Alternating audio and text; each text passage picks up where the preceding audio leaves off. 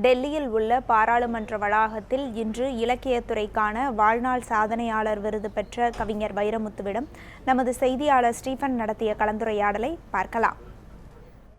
ஐயா, எத்தனையோ தேசிய விருதுகளை நீங்கள் பெற்றிருக்கிறீர்கள். இலக்கியத்திற்கான வாழ்நாள் விருதானது பாராளுமன்ற வளாகத்தில் உங்களுக்கு வழங்கப்பட்டிருக்கிறது. இந்த நிகழ்வை நீங்கள் எப்படி பார்க்கிறீர்கள்? எந்த அளவுக்கு நீங்கள் பெருமை கொள்கிறீர்கள்? திருவள்ளுவர் தமிழர்களின் ஞான அடையாளம். திருவள்ளுவர் பெயரால் வழங்கப்படுகிற இந்த விருது பெறுவதை நான் ஒட்டுமொத்த தமிழர்களுக்கு வழங்கப்பட்ட அறிவு விருதாக கருதி நான் பெருமைப்படுகிறேன். மற்ற விருதுகளெல்லாம் என்னை மட்டும் பெருமை பெற வைத்தவை.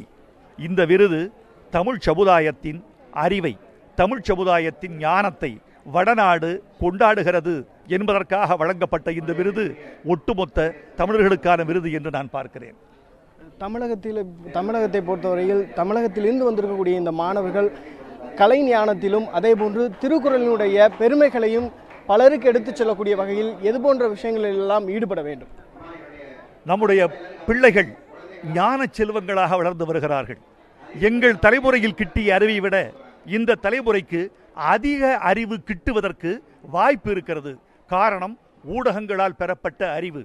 நம்முடைய மாணவ கண்மணிகள் அறிவு வளர்ச்சி வருகிற அதே நேரத்தில் பண்பாட்டு வளர்ச்சியும் பெற வேண்டும் என்று நான் விரும்புகிறேன். அறிவு ஒரு கண், பண்பாடு ஒரு கண். இந்த இரண்டு கண்களால் இந்த உலகத்தை பார்த்தால்தான் இவர்கள் செழுமை பெற முடியும் என்று நம்புகிறேன். இந்த மாணவ கண்மணிகளை பார்த்து நான் பொறாமைப்படுகிறேன்.